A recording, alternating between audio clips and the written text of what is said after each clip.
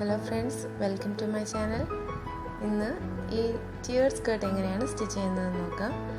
ഇതിന് gypsy skirt എന്ന് പറയും. ഇതിപ്പോൾ 3 ടിയർ സ്കേർട്ടാണ്. 3 പീസസ് ജോയിൻ ചെയ്തിട്ടാണ് സ്റ്റിച്ച് ചെയ്യുന്നത്. ഇത് ഞാൻ സാരിയിൽ നിന്നാണ് സ്റ്റിച്ച് ചെയ്തെടുത്തിരിക്കുന്നത്. ഇതിപ്പോൾ ഞാനൊരു 11 ഇയേഴ്സായ കുട്ടിയുടെ മെഷർമെൻറ്റിലാണ് എടുത്തിരിക്കുന്നത്.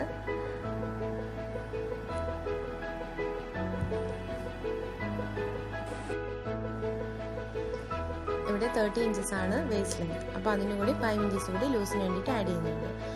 ലെങ്ത് 35 ഇഞ്ചസ് ആണ്. അപ്പോൾ അതിൽ 2 ഇഞ്ചസ് ബെൽറ്റിനായിട്ട് പോകും. ബാലൻസ് വരുന്ന 33 ഇഞ്ചസിലാണ് ടിയേഴ്സ് കട്ട് ചെയ്യാനുള്ളത്.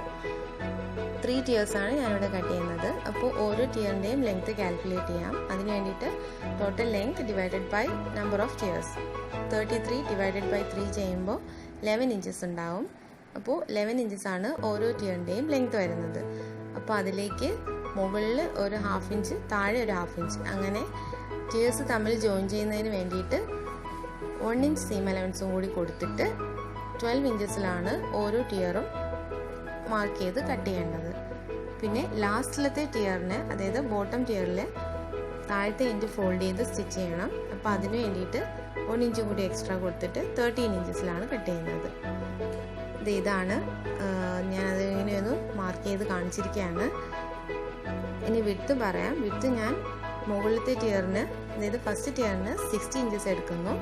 സെക്കൻഡ് ടിയറിന് 110 ഇഞ്ചസ് ആണ് എടുക്കുന്നത്. തേർഡ് ടിയറിന് 175 ഇഞ്ചസ് എടുക്കുന്നു. അപ്പോൾ വിഡ്ത്ത് നമുക്ക് ഇഷ്ടത്തിനനുസരിച്ച് എടുക്കാം. എത്രത്തോളം വിഡ്ത്ത് നമ്മൾ എടുക്കുന്നോ അത്രയും റഫിൾസ് ഉണ്ടാവും. അപ്പോൾ സ്കേർട്ട് അത്രയും ഭംഗിയായിട്ടുണ്ടാവും. ഇനി ഇത് മാർക്ക് ചെയ്ത് കട്ട് ചെയ്തെടുക്കണം. ഇപ്പോൾ സാരിയിൽ നിന്നാണ് സ്റ്റിച്ച് ചെയ്യുന്നത്. അതുകൊണ്ട് ഇതിന് ലൈനിങ് കൂടി ചേർത്തിട്ടാണ് ഞാൻ സ്റ്റിച്ച് ചെയ്യുന്നത്.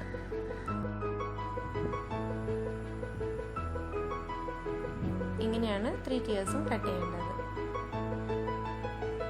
അപ്പോൾ ഈ ബോർഡർ എനിക്ക് വേണ്ട, അത് ഞാനിങ്ങനെ മാർക്ക് ചെയ്ത് വെക്കുകയാണ്. പിന്നീട് കട്ട് ചെയ്ത് മാറ്റാം. ഈ മാർക്കിങ്ങിന് താഴെയായിട്ടാണ് ടിയേഴ്സിന് വേണ്ടിയിട്ടുള്ള മാർക്കിംഗ് കൊടുക്കുന്നത്. ഇതുപോലെ ഈ ബോർഡറിൻ്റെ എൻഡിൽ നിന്ന് താഴേക്ക് 12 ഇഞ്ചസിൽ ഫസ്റ്റ് ടിയറിന് വേണ്ടിയിട്ടുള്ള മാർക്കിംഗ് കൊടുക്കുകയാണ്. അപ്പോൾ ഫസ്റ്റ് ടിയറിൻ്റെ വിഡ്ത്ത് എടുക്കുന്നത് 60 ഇഞ്ചസിലാണ്. 35 ഇഞ്ചസുള്ള വേസ്റ്റ് ബാൻഡിലേക്കാണ് അറ്റാച്ച് ചെയ്യുന്നത്. അപ്പോൾ 60 ഇഞ്ചസ് വരെ ഈ ലൈനിങ് നീട്ടി വരച്ചിട്ട് കട്ട് ചെയ്തെടുക്കണം.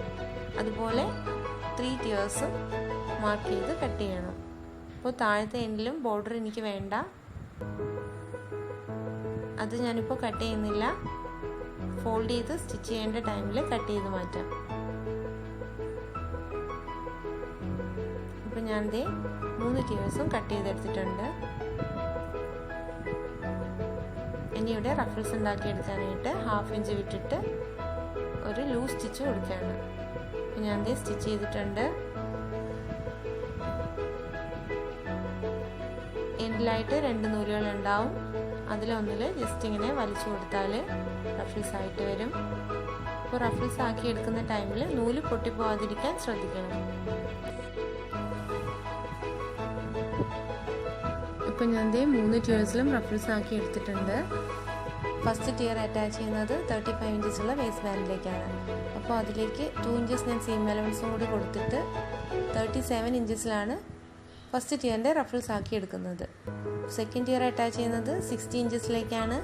അപ്പോൾ അതുകൊണ്ട് 60 ഇഞ്ചസിലായിരിക്കണം റഫിൾസ് ആക്കി എടുക്കേണ്ടത്. അതുപോലെ ലാസ്റ്റിലത്തെ ടിയറും ഇതുപോലെ തന്നെ അഡ്ജസ്റ്റ് ചെയ്തിട്ട് എടുക്കണം. ഏത് പാർട്ടിലേക്കാണോ അറ്റാച്ച് ചെയ്യേണ്ടത് അതേ വിട്ടിലായിരിക്കണം ഉണ്ടായിരിക്കേണ്ടത്.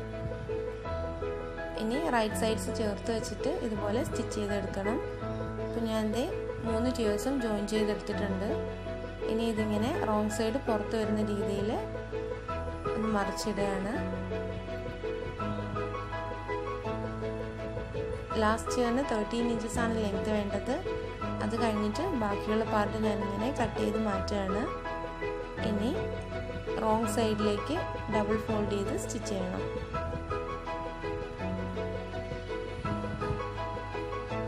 നിങ്ങൾക്ക് മനസ്സിലാവുന്നുണ്ടെന്ന് വിചാരിക്കുന്നു.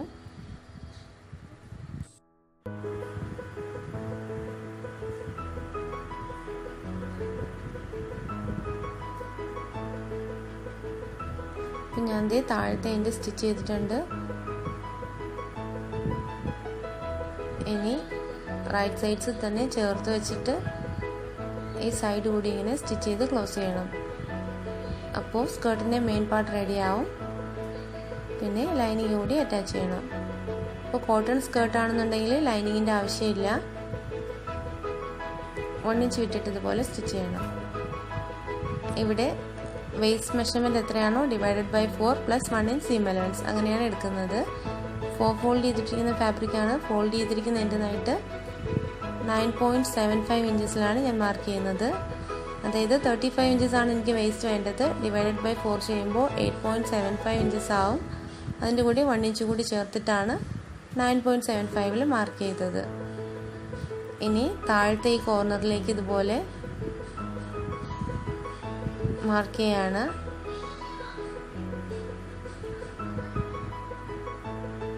ഇനി ഇത് കട്ട് ചെയ്തെടുക്കാം.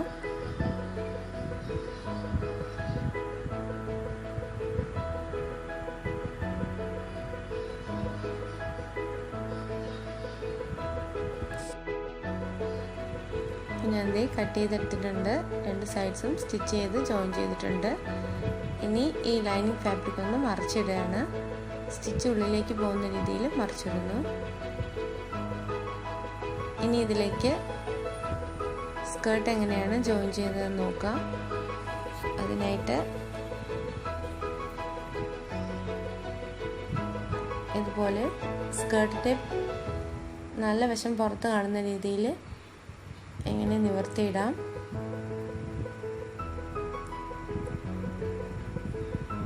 ഇനി ഈ പാർട്ട് ഇങ്ങനെ പുറത്തേക്ക് എടുക്കാം.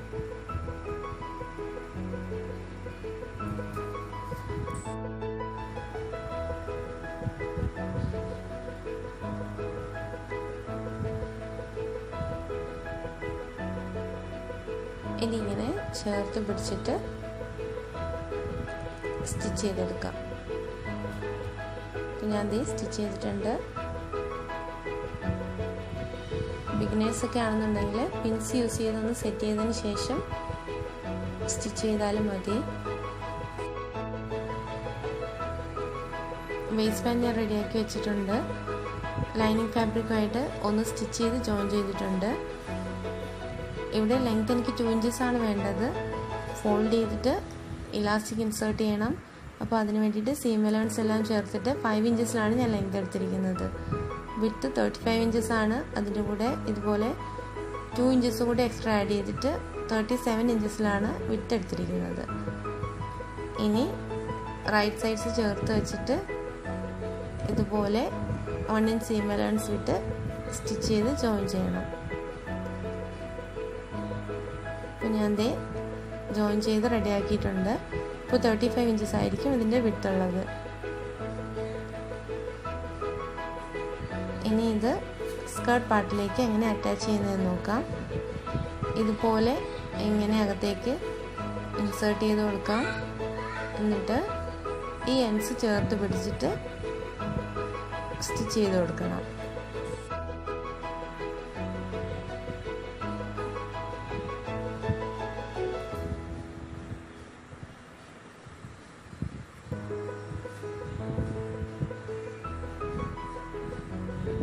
ഞാനിവിടെ പിൻസ് യൂസ് ചെയ്തൊന്ന് സെറ്റ് ചെയ്യാണ്.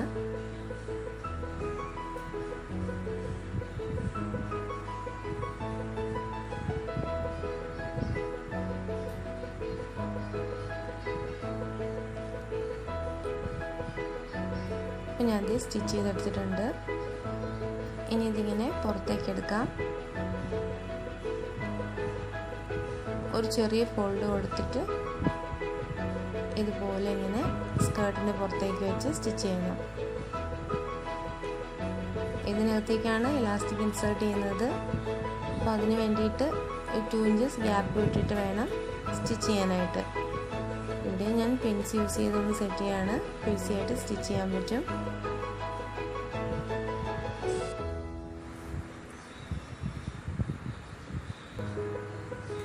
ഞാൻ ഇത് സ്റ്റിച്ച് ചെയ്തെടുത്തിട്ടുണ്ട്. ഇലാസ്റ്റിക് ഇൻസേർട്ട് ചെയ്യാനായിട്ട് ഇതുപോലെ 2 ഇഞ്ചസിലൊരു ഗ്യാപ്പ് വിട്ടിട്ടുണ്ട്. ഇനി സേഫ്റ്റി പിൻ യൂസ് ചെയ്ത് ഇലാസ്റ്റിക് ഇൻസേർട്ട് ചെയ്യണം.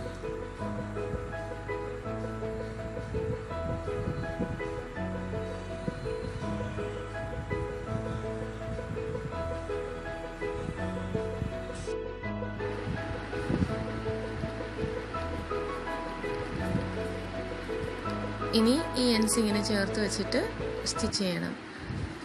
ഇനി ഇതിങ്ങനെ ഉള്ളിലേക്ക് ആക്കിയിട്ട് ടോപ്പ് സ്റ്റിച്ച് ചെയ്ത് ഈ ഗ്യാപ്പ് ക്ലോസ് ചെയ്യണം. ഇനി ഈ ഇലാസ്റ്റിക് ഇങ്ങനെ വലിച്ചു പിടിച്ചതിന് ശേഷം ഇതിന് പുറത്തുകൂടി ഒരു സ്റ്റിച്ച് കൊടുക്കുന്നത് നല്ലതായിരിക്കും. ഇലാസ്റ്റിക് മൂവ് ആവാണ്ടിരിക്കാനാണ് ഇങ്ങനെ ചെയ്യുന്നത്. ഇപ്പം ഞാനത് സ്റ്റിച്ച് ചെയ്തിട്ടുണ്ട്. ഇപ്പോൾ സ്കേർട്ട് റെഡി ആയിട്ടുണ്ട്.